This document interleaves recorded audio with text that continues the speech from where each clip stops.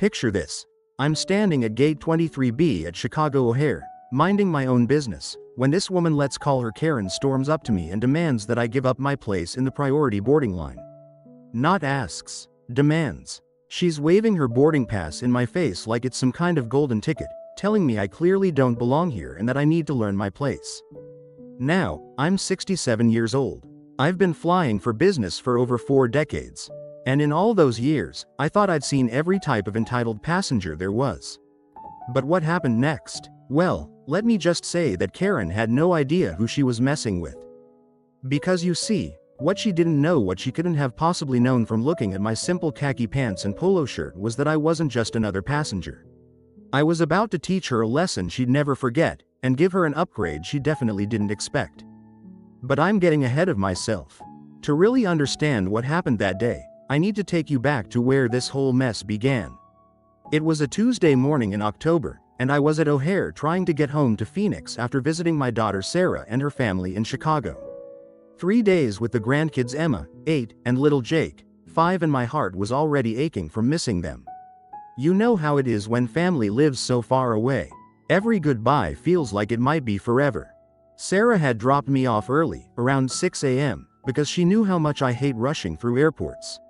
At my age, these old bones don't move as fast as they used to, and my lower back has been giving me trouble since that herniated disc flared up last month. I'd learned long ago that getting to the airport with plenty of time was worth the wait. I'd been making this Chicago-Phoenix route for 15 years, ever since Sarah moved there for her husband's job. Back when I was still working as a regional sales director for a medical supply company, I used to rack up miles like nobody's business. Even in retirement, I still fly this route at least 6 times a year to see the family. Now, I should mention something important here, something that becomes very relevant later in this story. Because of all those years of business travel, I'd accumulated quite a bit of status with the airline. Let's just say that when you fly over 100,000 miles a year for 2 decades, the airline notices.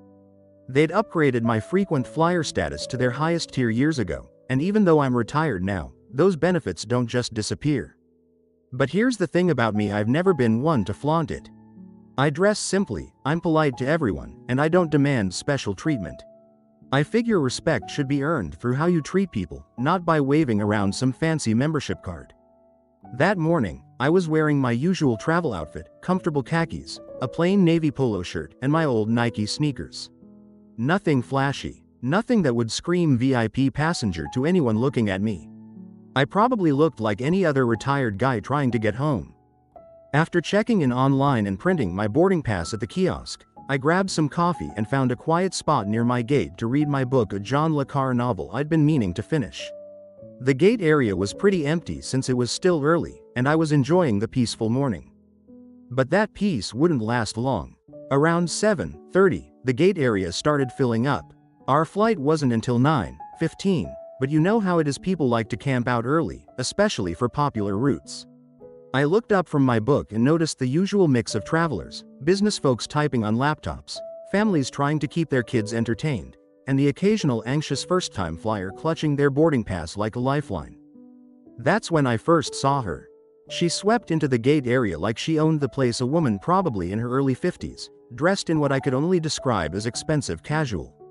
You know the type, designer jeans that probably cost more than my monthly grocery bill, a blazer that screamed I shop at Nordstrom, and a purse that looked like it could finance a small car. But it wasn't her clothes that caught my attention. It was her attitude. She was on her phone, and I could hear her conversation from 3 rows away. "No, Marcus, I told you I need that report by noon," she was saying, her voice sharp and demanding. "I don't care if Jenkins is out sick. Figure it out. That's what I pay you people for." She snapped her phone shut. Yes, she was still using one of those flip phones, which somehow made her seem even more out of touch, and immediately started complaining to anyone within earshot.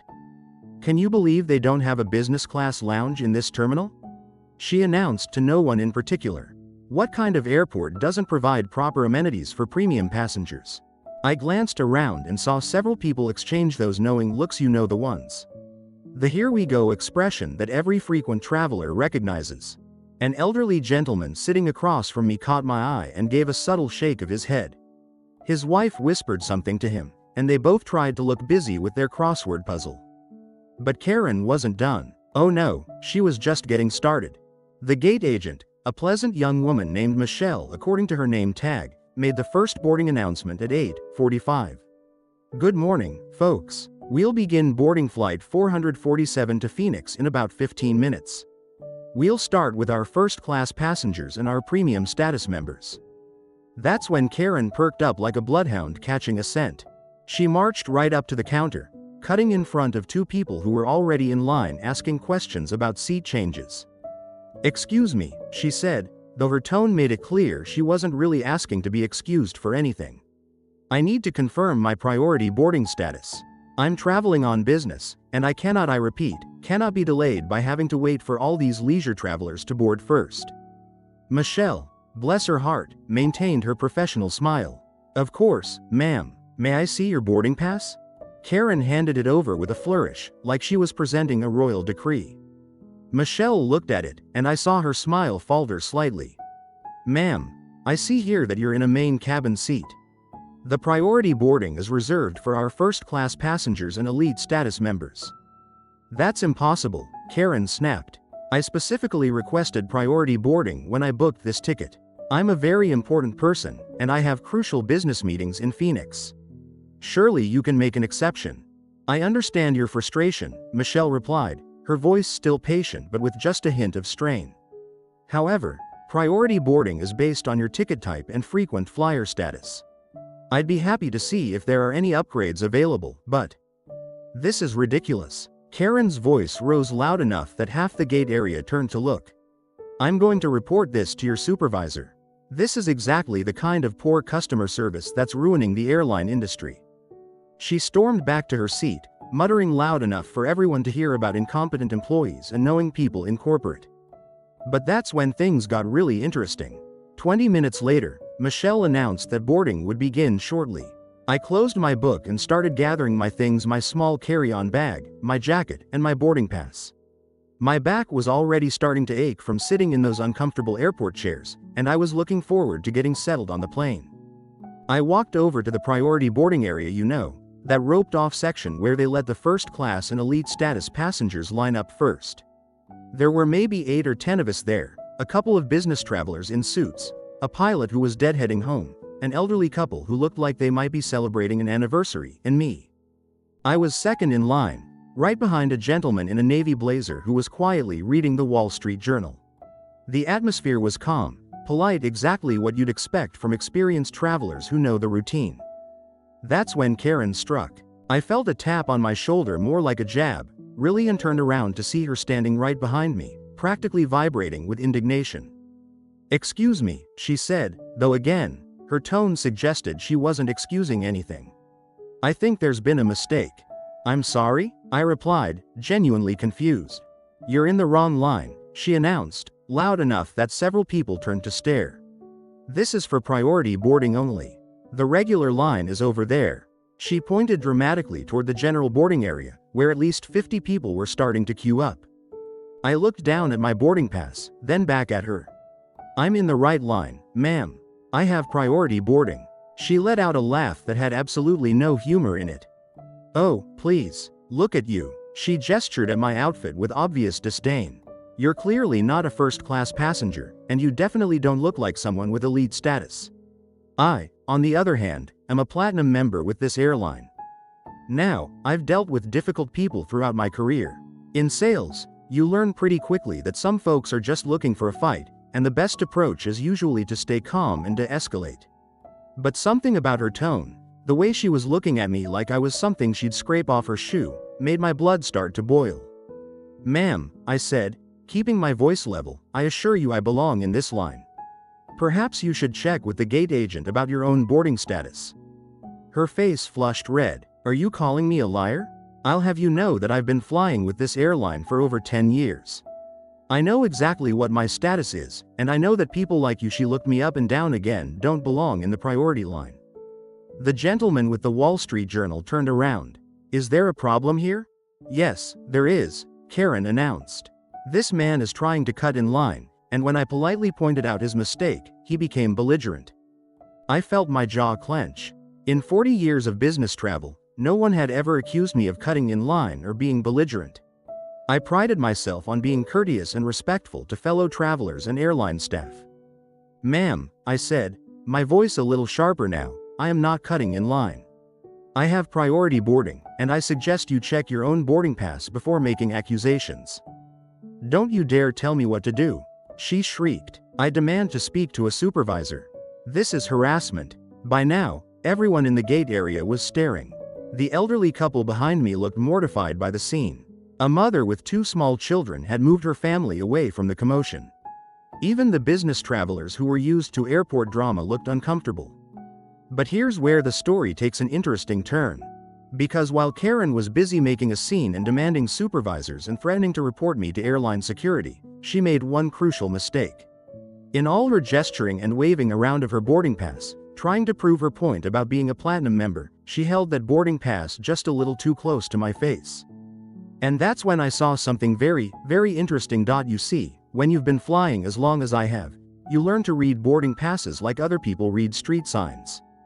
The codes, the numbers, the little abbreviations, they all tell a story about who you are in the airline's pecking order. And Karen's boarding pass was telling a very different story than the one she was trying to sell. While she continued her tirade about being a platinum member and having priority boarding rights, I got a good look at her pass.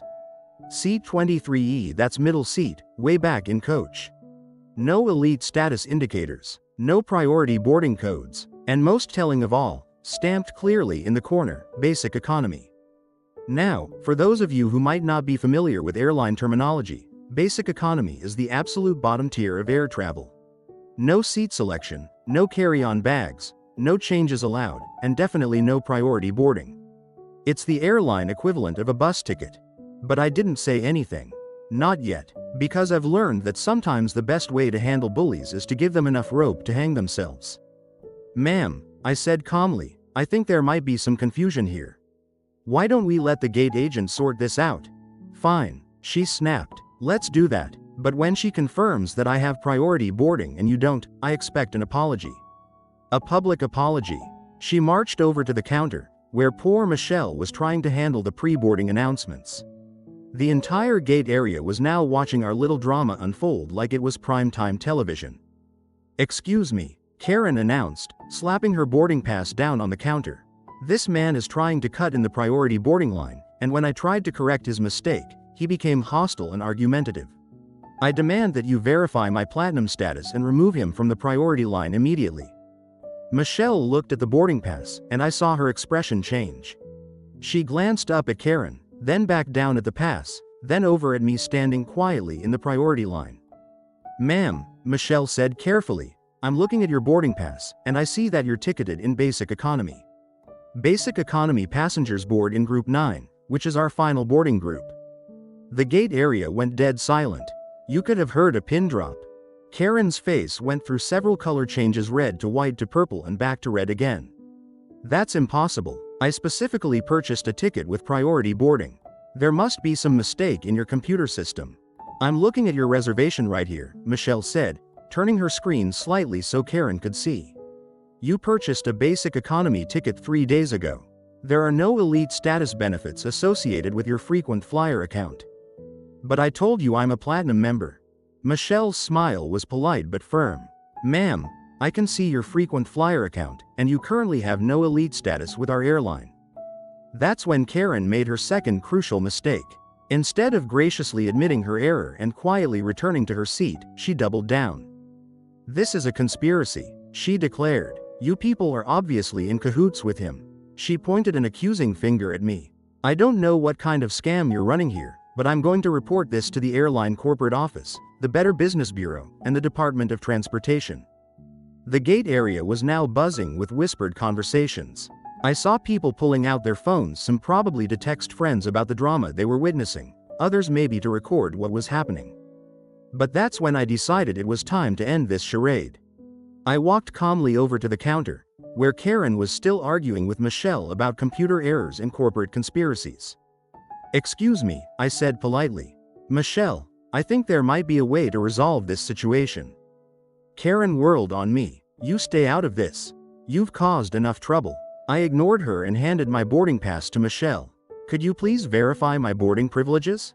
Michelle took my pass, scanned it, and I watched her eyes widen slightly as she looked at her screen. Then a slow smile spread across her face.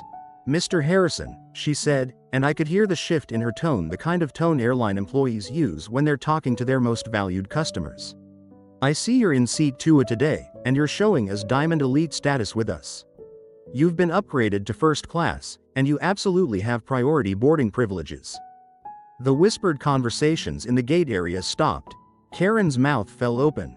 "Diamond Elite?" she repeated weakly. "Yes, ma'am," Michelle continued, clearly enjoying this moment. "Mr. Harrison has been one of our top-tier members for over 15 years. Diamond Elite is our highest status level."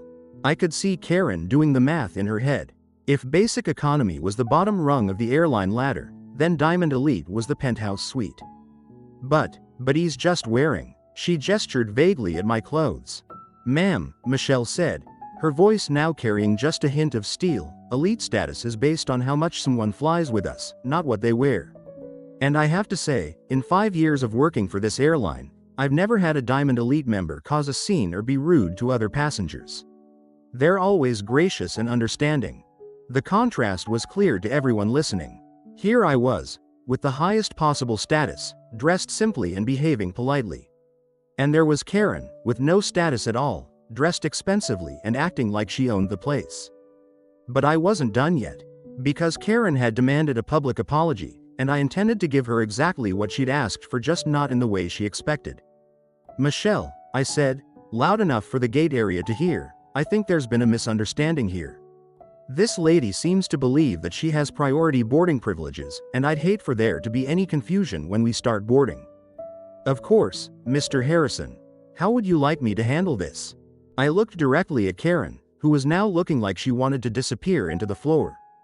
"Well," I said thoughtfully, "she did say she was a platinum member. And she was very insistent about her priority boarding rights. Maybe we should double-check her reservation one more time, just to make sure there hasn't been a computer error." Michelle nodded and typed something into her computer. "I'm showing, yes, definitely Basic Economy. Group 9 boarding, no status benefits." The gate area was now completely silent except for the distant sounds of airport announcements and jet engines. "I see," I said. "Well, that's unfortunate, because she seemed so certain about her status. And she was quite upset about people not being in their proper place in line." Karen was now the color of a ripe tomato. I made a mistake," she mumbled. "I'm sorry, what was that?" I asked, cupping my ear theatrically. "I couldn't quite hear you." "I said I made a mistake," she said loudly, then immediately looked around at all the faces staring at her. "Ah," I nodded sagely. "We all make mistakes. The important thing is learning from them." But I wasn't quite finished with my lesson yet.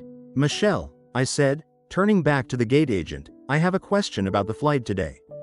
"Of course, Mr. Harrison. How can I help you? I notice I'm in first class, seat 2A, but you know, I'm getting older, and these flights are getting harder on my back. I was wondering, is seat 2 an aisle seat or a window seat?"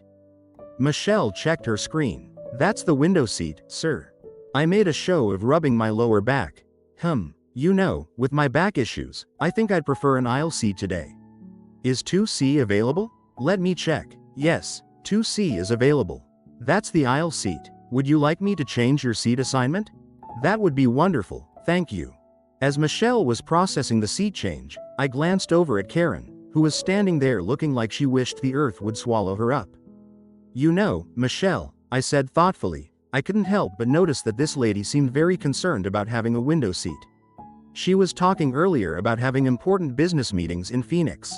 Karen's head snapped up, and I saw a flicker of hope in her eyes.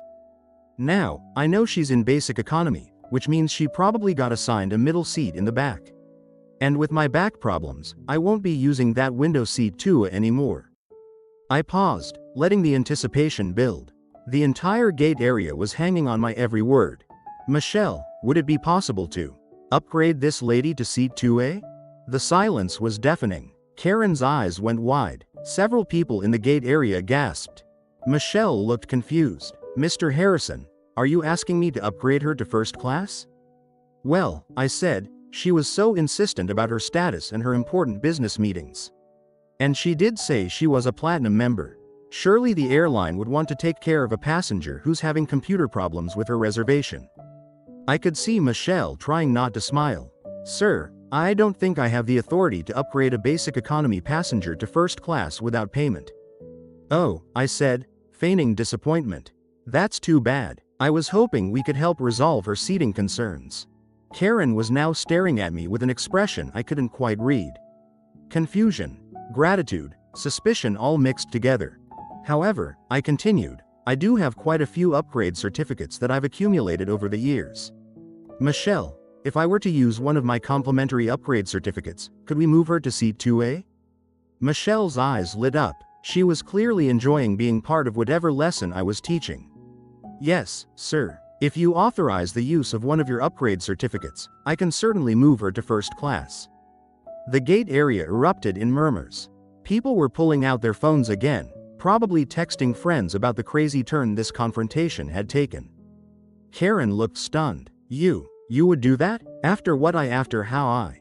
Ma'am, I said gently, we all have bad days. And you seem like you're under a lot of stress with these important business meetings. Consider it a gesture of goodwill. Tears actually started forming in her eyes. I don't know what to say. I was so rude to you, and you're being so kind. Think nothing of it, I replied. Michelle, let's get this lady upgraded. Absolutely, Mr. Harrison. Michelle's fingers flew over her keyboard. Okay, ma'am, I'll need to see your ID to process the upgrade. Karen fumbled for her driver's license, her hands shaking slightly as she handed it over. Perfect, Michelle said after a moment. You're all set. You're now in seat 2A, first class. That comes with priority boarding, complimentary drinks, and a meal service. Karen looked like she might faint. Thank you so much. I don't deserve this. Everyone deserves a second chance, I said. But then I leaned in slightly, lowering my voice so only she could hear. However, I do hope you'll remember this the next time you're tempted to judge someone by their appearance or make assumptions about what they deserve. She nodded vigorously. Yes, absolutely. I've learned my lesson. Thank you. Michelle handed her the new boarding pass. Here you go, ma'am. Welcome to first class. As Karen walked back toward the seating area, clutching her new boarding pass like it was made of gold, I could hear the whispered conversations starting up again throughout the gate area. But the story doesn't end there. About 10 minutes later, Michelle made the boarding announcement. Ladies and gentlemen, we're ready to begin boarding flight 447 to Phoenix. We'll start with our first-class passengers.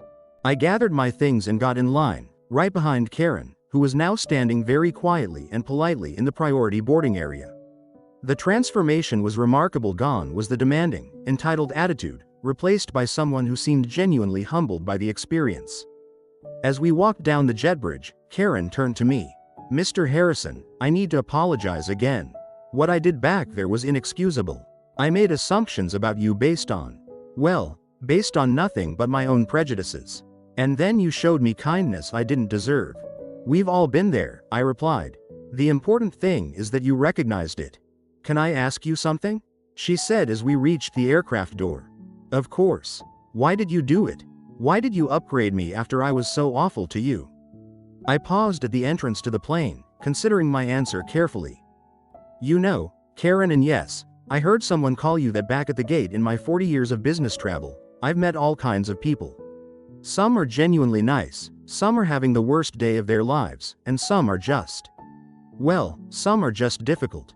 We moved into the first-class cabin, and I could see her taking in the spacious seats, the real glasses instead of plastic cups, the flight attendant offering pre-departure beverages. But I've learned that how people treat others, especially people they think are beneath them, says everything about their character. And sometimes, showing unexpected kindness can teach a lesson that lasts longer than any argument ever could. She nodded slowly. You're right. I was treating you like you were beneath me, wasn't I? You were treating me like I didn't matter, I said gently. Like my comfort and my right to be in that line were less important than yours. And you did it based on nothing but assumptions. We found our seats, she in 2A by the window, me in 2C on the aisle. As we settled in, Karen looked around the first-class cabin again. This is my first time in first class, she admitted quietly. Really? But you seem so familiar with elite status and premium travel. Her face reddened again. I may have exaggerated my experience. I don't fly very often, and when I do, it's usually the cheapest ticket I can find. But I have this big presentation in Phoenix, and I was so nervous, and I guess I thought if I acted like I belonged in first class, somehow it would make me feel more confident. Now that was interesting. Here was the real story behind all that bluster and entitlement. So you're not really a platinum member? I'm not even a regular member, she confessed. This is only my third flight with this airline. The flight attendant came by with warm towels and offered us beverages. Karen looked lost, so I helped her navigate the pre-flight service, explaining the amenities and how first-class service worked. "Why are you being so nice to me?" she asked after the flight attendant moved on. "Because," I said, "I remember my first business trip 45 years ago. I was terrified, didn't know the rules, and I probably came across as either arrogant or completely clueless. A seasoned traveler took pity on me and showed me the ropes. Changed my whole perspective on business travel. And now you're paying it forward?" Something like that. As the plane pushed back from the gate, Karen stared out the window. "You know, I always wondered what it would be like to sit up here.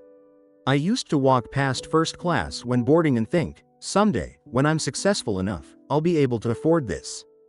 Success isn't just about money, Karen. It's about how you treat people along the way. She was quiet for a moment. "I wasn't very successful today, was I?" "Today's not over yet," I replied.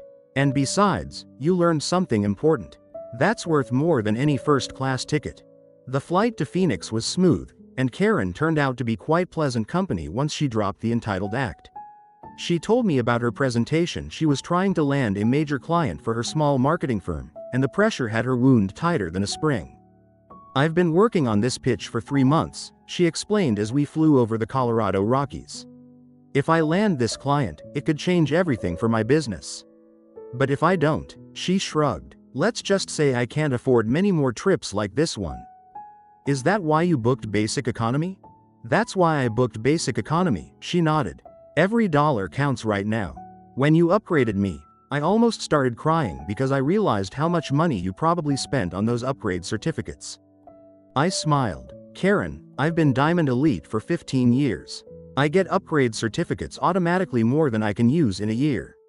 It didn't cost me anything except a few clicks on Michelle's computer." "Still," she said, "you could have used it for someone else. Or saved it for your next trip." "I could have, but I think it was more valuable used this way." As we began our descent into Phoenix, Karen turned to me one more time. "Mr. Harrison, can I ask you for some advice? About the presentation, I mean. You mentioned you were in sales for decades." "Sure, what would you like to know?" "How do you stay confident when you're walking into a room where everyone probably has more money, more status, more everything than you do?" I thought about that question as the desert landscape spread out below us. You know what I learned in 40 years of sales? The most successful people I ever met weren't the ones with the fanciest clothes or the most expensive cars.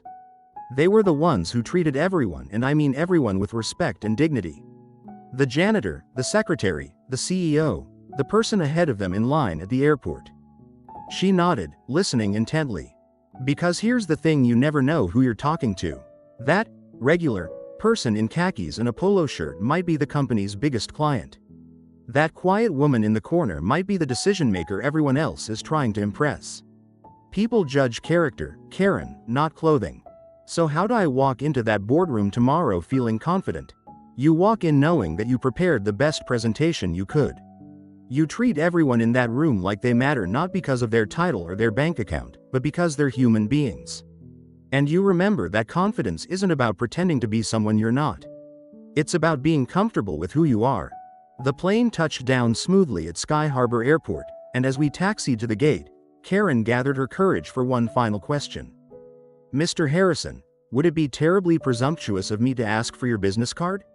"Not for business purposes," she added quickly, "but I'd like to send you a thank you note when I get home. And maybe let you know how the presentation goes."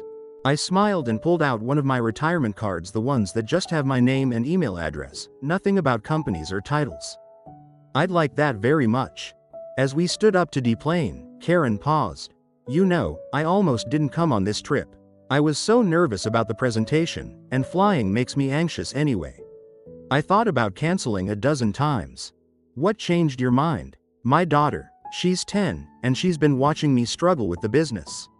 She told me, "Mom, you can do anything." I realized I needed to try, even if it meant being scared. Smart daughter. She is. And after today, I think I have a better story to tell her about what it means to do the right thing, even when it's hard. We deplaned together, and as we walked through the terminal, Karen suddenly stopped.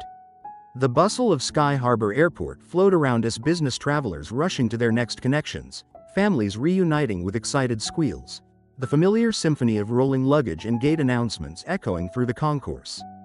"Mr. Harrison, there's something I need to know." I could see the question weighing on her, the way she was fidgeting with the handle of her carry-on bag, her new first-class boarding pass still clutched in her other hand like a talisman. "What's that?" She took a deep breath, gathering her courage. "Back at the gate, when you upgraded me, did you plan that from the beginning?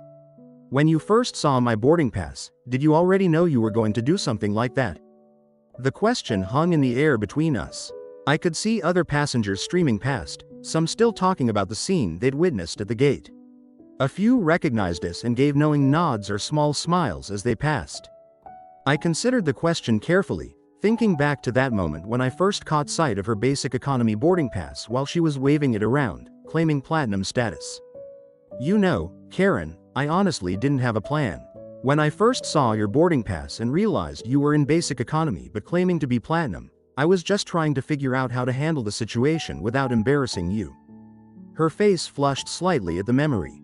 "But then I kept making it worse. You kept digging a deeper hole," I agreed, my voice gentle but honest. "Every time Michelle tried to politely correct you, you doubled down. Every time I tried to de-escalate, you escalated. And at some point, I realized that simply exposing your mistake wasn't going to teach you anything. You would have just been embarrassed and angry, and you probably would have gone home thinking the airline was incompetent or that I was somehow cheating the system." She nodded slowly, understanding dawning in her eyes. "So the upgrade was a way to show you what real kindness looks like. And to help you understand that the status and privilege you were so desperate to claim aren't about the clothes you wear or how loudly you complain. They're about how you treat other people." I paused, watching as a young mother struggled with a stroller and two crying toddlers nearby. Without thinking, Karen stepped over and helped lift the stroller over a curb, earning a grateful smile from the harried mom. "See?" I said quietly as she returned. "That's what real privilege looks like. The privilege of being able to help someone else." We continued walking toward the baggage claim area, our footsteps echoing on the polished floor. The late afternoon Arizona sun was streaming through the terminal's massive windows, casting long shadows across our path.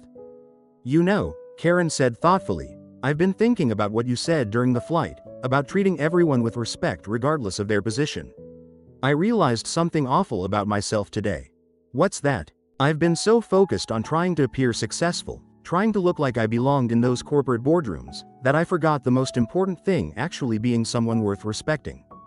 We reached the baggage claim area, where our paths would diverge. She was renting a car for her meetings, and I was catching a shuttle to meet my son-in-law.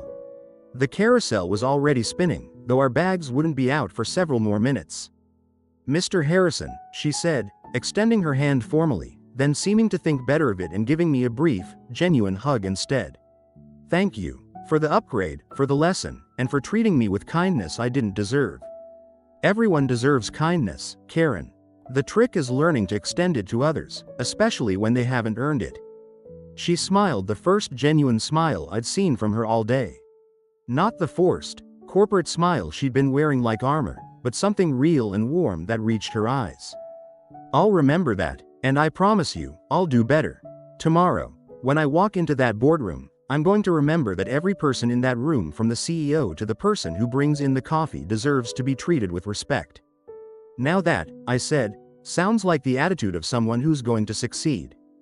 As I watched her walk toward the rental car counters, pulling her small suitcase and holding her head a little higher than she had that morning, not with arrogance this time, but with genuine confidence, I felt that familiar satisfaction that comes from a day well spent. She paused at the rental counter and turned back to wave, and I could see in her posture, in the way she was already speaking politely to the rental agent, that something fundamental had shifted. My phone buzzed with a text from my son-in-law. Flight on time? I'm in the pickup area. Just landed, I texted back. Be right there. Good story to tell you. But as I walked toward the exit, weaving through the typical chaos of airport arrivals,